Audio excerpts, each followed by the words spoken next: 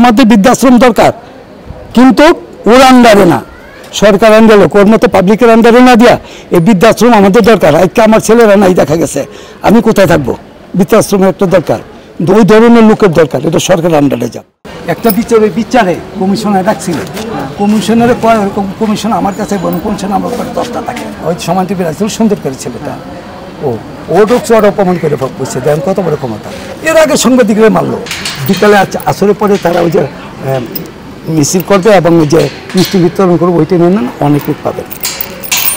আমি 5 ওয়াক্ত নামাজ পড়ি এবং মসজিদ কমিটির সদস্য, আমি আমার মধ্যে মিথ্যা কথা বলা সম্ভব না। আমি যেটা সত্যি ওই ছেলেকে মারছে দেখছি সেটাই বলছি। ওই যে কবুতর নিয়ে গেল, ওইটা ভিতরে নিচে দেবো, তার ধরে পিটাই তো। আচ্ছা, একদিন সাক্ষী নিয়ে ওই লোককে মারতো, একটু বিষয় মারতো। কাদের? ওই যে রুগী যারা আসতো মারতো, মারতো, যে একটা কথা বেশি দুই কথা বলতে দিত না। ওর পাপের মারছে, ওই কি একটা যোগ্য, এই ছেলে ব্যবহার দেন না। একটা গরিব মানুষ বা একটা বুড়ো লোক পালতে গেলে তার ক্ষমতা বা তার মানুষ সহ্য কতটুকু দরকার আছে, সেই সহ্য আছে? বিনা দোষে সাজা খাটুক সেটা আমরা চাই না। ওনার তদন্ত যদি সত্যি হয়ে যায়, উনি সাজা খাটবে।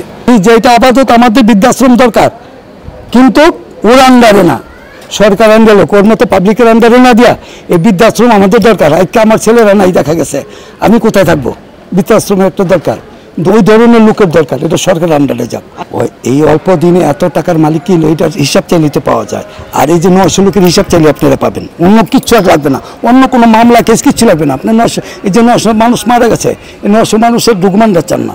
আমি ধন্যবাদ জানাবো ডিবির অফিসারদেরকে, যে ওনারা যে রেস্ট করছে, ওনাকে আমি আন্তরিকভাবে ধন্যবাদ জানাই। যে বাপের মাত্র সৎ কীভাবে হইতে পারে?